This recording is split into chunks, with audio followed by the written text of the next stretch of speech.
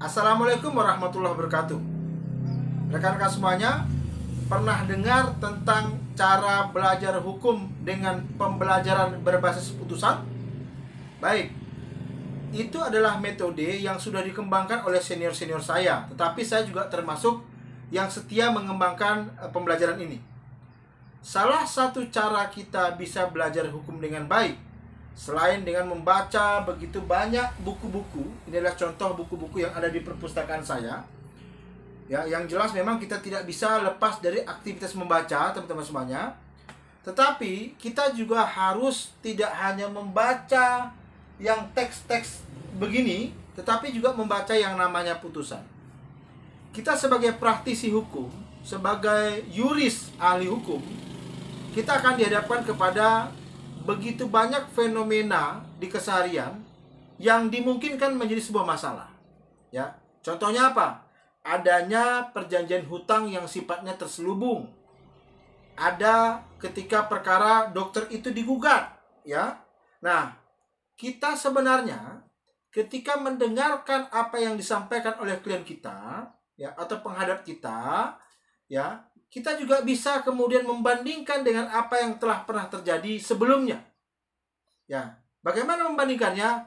Bacalah putusan-putusan yang terpilih sifatnya, yang itu pertimbangannya memang sudah ada, lengkap, rigid, teman-teman semuanya. Nah, ini contohnya. Saya punya beberapa ratus buku, ya. Kalau jumlah pastinya saya tidak hafal, tetapi cukup banyak begitu. Dari terbitan pertama di tahun 85 hingga sekarang, Pak. Ya. Jadi saya punya buku-buku ini, saya membaca. Ya, contohnya begini. Saya menangani perkara tentang ketika dokter itu digugat.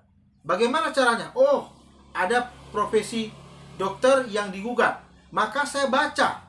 Ya, saya cari putusan ini, saya ambil bukunya, kemudian saya akan pelajari. Contohnya di sini nih. Saya baca daftar isinya, teman-teman semuanya. Oh, ternyata tentang dokter yang digugat ada pada halaman sekian. Kita akan baca posisi kasusnya seperti apa. Kita akan baca apa isi gugatannya, apa petitumnya. Kita akan baca apa jawabannya, ya, apa eksepsinya, apa putusan pengadilan negerinya, tingginya, Mahkamah Agungnya. Maka kita akan bisa menangani perkara itu dengan maksimal. Demikian juga ketika kita umpamanya menangani perkara masalah cesi, masalah perjanjian hutang terselubung. Ini penting, teman-teman semuanya. Kenapa? Karena dengan membaca putusan-putusan terdahulu, maka kita seakan-akan sudah akan melewati apa yang kita alami hari ini, tetapi belajar dengan pengalaman-pengalaman perkara-perkara sebelumnya. Contohnya di sini, perjanjian hutang piutang uang yang terselubung, halaman 39. Nah, kita lihat di halaman 39 ini bicara apa sih, teman-teman semuanya? Lalu kita baca lagi nanti. Ini apa sih catatan tersendirinya?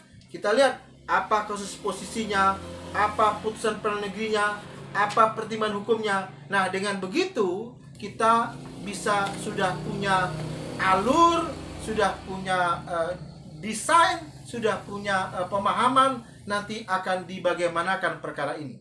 Ya, kita sebagai ahli hukum tidak boleh berbohong.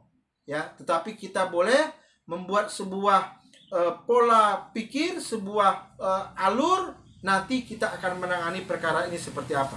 Dan ingat, siapkanlah alat bukti yang baik, yang kuat, jangan yang lemah. Karena sebenarnya orang yang kalah ketika berperkara itu tidaklah selalu salah.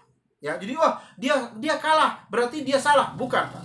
Tetapi orang yang dikalahkan ketika berperkara di pengadilan adalah orang yang lemah pembuktiannya. Maka teman-teman semuanya, supaya kita bisa maksimal, tolong, satu, perkuat bukti. Kedua, jangan kemudian malas untuk belajar dengan mempelajari putusan-putusan yang ada sebelumnya.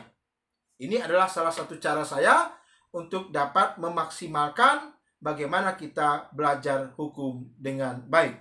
Salam bagi teman semuanya sebagai seorang pembelajar hukum. Terima kasih. Assalamualaikum warahmatullahi wabarakatuh.